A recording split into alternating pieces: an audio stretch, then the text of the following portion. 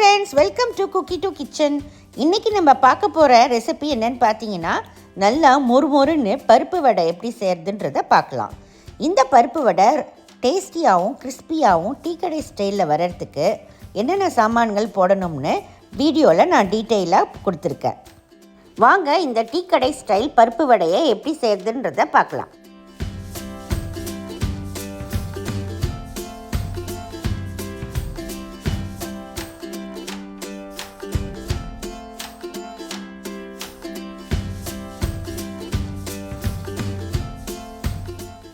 இப்போ இந்த பருப்பு வடை செய்கிறதுக்கு முன்னாடி வடைக்கு யூஸ் பண்ண போகிற பருப்பு பற்றி உங்களுக்கு சொல்லிடுறேன்.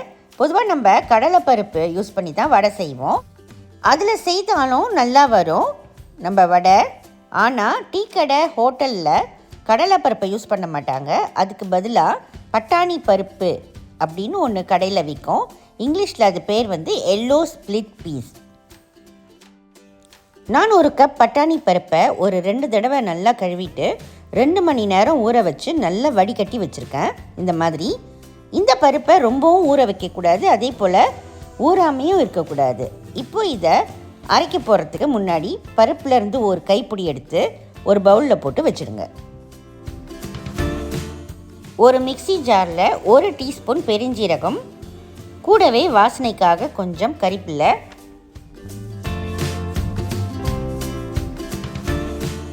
ஒரு 5 பல்லு பூண்டு, ஒரு 5 காஞ்ச மிளகாய். உங்களுக்கு காரம் இன்னும் வேணும்னா இன்னும் கூட நீங்கள் கொஞ்சம் சேர்த்துக்கலாம். ஃபர்ஸ்ட் இதை பல்ஸ் மோடில் வச்சு கொஞ்சம் கொரகொரப்பாக அரைச்சி எடுத்துக்கலாம். அடுத்து நம்ம பருப்பையும் அது கூட சேர்த்து அரைச்சிக்கலாம். முக்கியமாக தண்ணி இல்லாமல் பார்த்துக்கோங்க. இந்த மாதிரி கொரகொரப்பாக அரைச்சி எடுத்துக்கோங்க. அரைச்சி வச்ச மாவை ஒரு மிக்சிங் பவுலுக்கு ட்ரான்ஸ்ஃபர் பண்ணிவிடுங்க. நம்ம கொஞ்சம் பருப்பு எடுத்து வச்சோம் இல்லையா, அதையும் இதோட சேர்த்துக்கோங்க. இப்போ எல்லாத்தையும் நல்லா மிக்ஸ் பண்ணிக்கோங்க. பருப்பு வடை நல்லா மொறுமொறுன்னு இருக்குதான் இந்த மாதிரி செய்கிறோம். அடுத்து ஒரு டீஸ்பூன் உப்பு சேர்த்துக்கோங்க. கூடவே நல்லா பொடியாக நறுக்கின இஞ்சி, பொடியாக நறுக்கின 3 பச்சை மிளகாய்,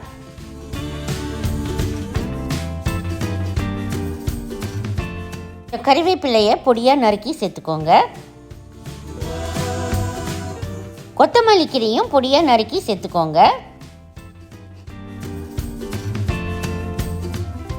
அடுத்து ஒரு 10 சின்ன வெங்காயத்தை பொடியாக நறுக்கி வச்சுருக்கேன். அதையும் நல்லா உளுத்து போட்டு சேர்த்துக்கோங்க.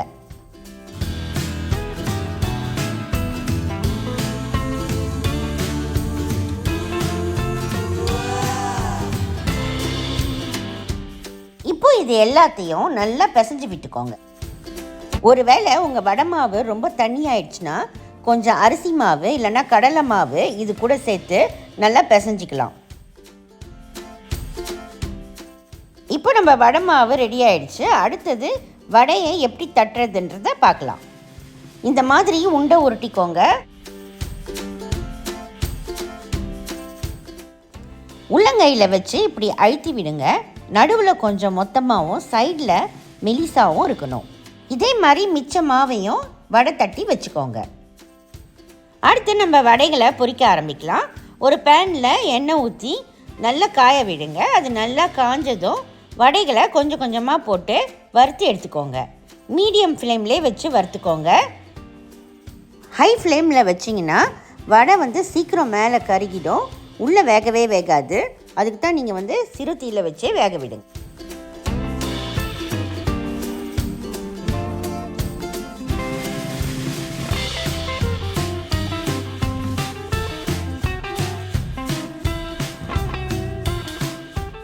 ஒரு பக்கம் நல்லா செவந்ததும் மறுபக்கம் திருப்பி போட்டுக்கோங்க.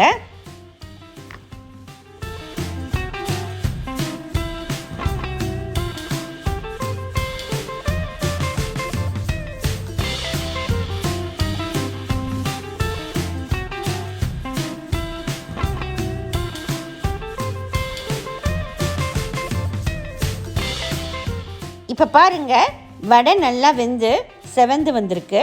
இப்போ நம்ம வடையில் வெளியே எடுத்து வச்சிடலாம். நல்லா மொறு மொறுன்னு நம்ம பருப்பு வடை சூப்பராக ரெடி ஆகிடுச்சு.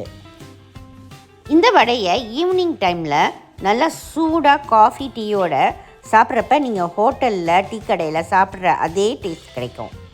நீங்களும் உங்கள் வீட்டில் இதே அளவுகளோட இந்த பருப்பு வடையை ட்ரை பண்ணி பாருங்கள். ஃப்ரெண்ட்ஸ், உங்களுக்கு இந்த வீடியோ ரொம்ப பிடிச்சிருக்குன்னு நினைக்கிறேன். பிடிச்சிருந்தா குக்கி டூ கிச்சனுக்கு சப்ஸ்கிரைப் பண்ணுங்கள், லைக் பண்ணுங்கள், ஷேர் பண்ணுங்கள்.